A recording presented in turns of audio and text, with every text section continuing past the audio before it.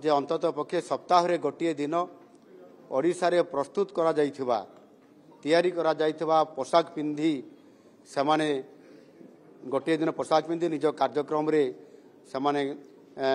कार्य रे जिबे। आज ओडिशा पाई निश्चित भाव रे गोटे भल खबर प्रथम थर पाई टेक्सटाइल एवं अपारेल कॉन्क्लेव ओडिशा टेक्स 2025 आज ओडिशा रे एवं आम भुवनेश्वर रे आज अनुष्ठित होइछि। यह निश्चित भाव रे मु कहिबी पूर्व भारतर सबुठारु बड़ टेक्सटाइल कॉन्क्लेव। यही कॉन्क्लेव रे आज पाखापाखि 300 रु अधिक जो माने निवेशकारी जो माने investor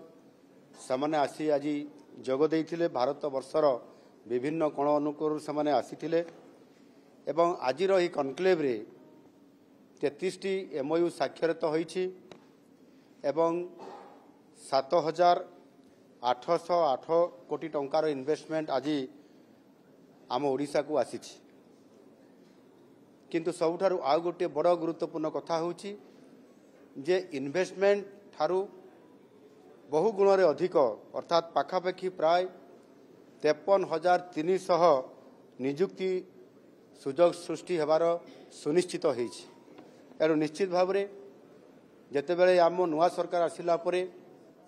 make in Odisha conclave 2025 आमे जेतेबेले शिल्पायन करिबा पई रोड शो कलु एवं कॉन्क्लेव मध्य करलु एवं ताहार प्रभाव मध्य निश्चित भाव रे आजिर ये आमर ओडिशा जो आमर टैक्स 2025 पई मध्य गोटे बड़ सफलता हमको आज मिली पारिछि। आ सेथि पई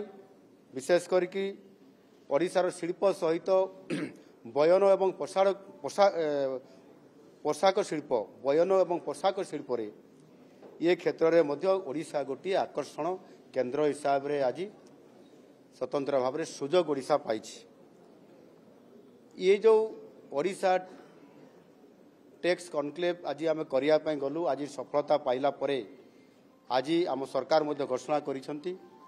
जे प्रति वर्ष ओडिशा टैक्स 2025 ओडिशा रे आयोजन करा जिवो एवं ये विभागर जो माने निवेशकारी अछंती समान को आकर्षित करी ओडिशा को एक टेक्सटाइल हब प्रतिष्ठा करा जिवो आ सेथि पई आज मध्य ताहा घोषणा करा जायछि। एवं विशेष करिकी इथिरे जो इंडस्ट्री सेक्टर मानकरे जो आमर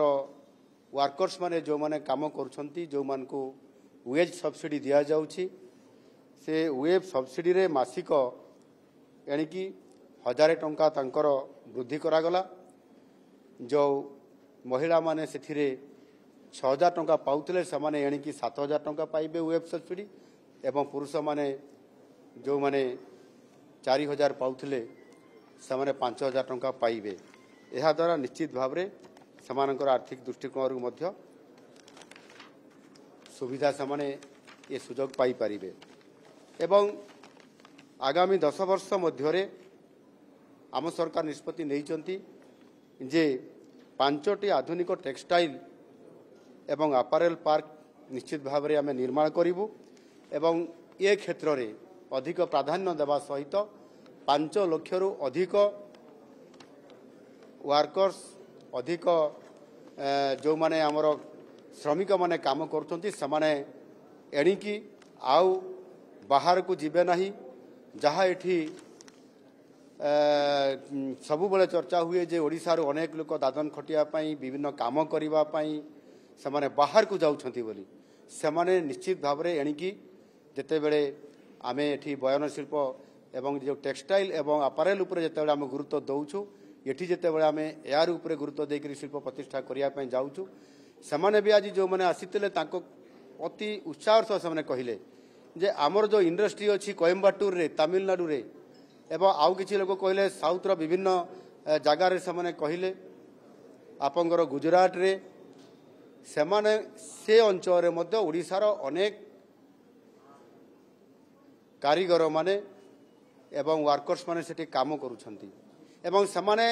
भारत वर्षर सबुठारु भल बुणाकार एवं कारीगर ये कथा को इन्वेस्टकार जो मैंने आसी स्वीकार करले एटा आम गोटे शुभ संकेत अच्छी आपाई आज आमे समान को सुजोग आनीदेवाई चाहूँ जे सेमाने एणिकी ओडिशा रे मध्य काम पाइबे एवं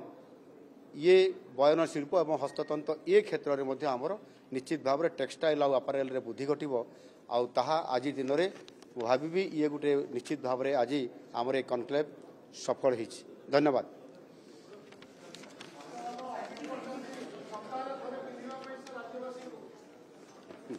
निश्चित भाव में मु कहवाई चाहिए जहाँ मोदी जी आह्वान अच्छी स्वदेशी को ग्रहण करने लोकल फॉर वोकल आउ से आज ये कनक्लेव रे मु समस्त ओडिशावासी को एवं आमर सरकारी कर्मचारी को मध्य आज मुझे अपील करी जे अंतत पक्षे सप्ताह रे गोटे दिन ओडिशा रे प्रस्तुत करा जाइथिबा तैयारी करा जाइथिबा पोशाक पिंधि सेमाने गोटे दिन पोशाक पिंधि निज कार्यक्रम रे सेमाने कार्य रे जिबे एवं ताहा सहित मध्य सेमानंकर थरुटिए सेमाने ए ओडिशा रे प्रस्तुत होतबा समस्त प्रकारर वस्त्र को सेमाने किणिबे एवं घर को नेबे निज परिवार पाई आउ ये जो अपील करिछि एहा द्वारा निश्चित भाव में धीरे धीरे आम ओडिशा रे आम लोकंकर मनरे मध्य आम ओडिशा रे प्रस्तुत समस्त पोशाक आगामी दिन में तार चाहिदा को निज अंचल बुद्धि हेबा सहित ये ओडिशा बाहर तथा विदेश में तार चाहिदा को बुद्धि करिबारे एहा सहायक निश्चित भाव में हो पारि।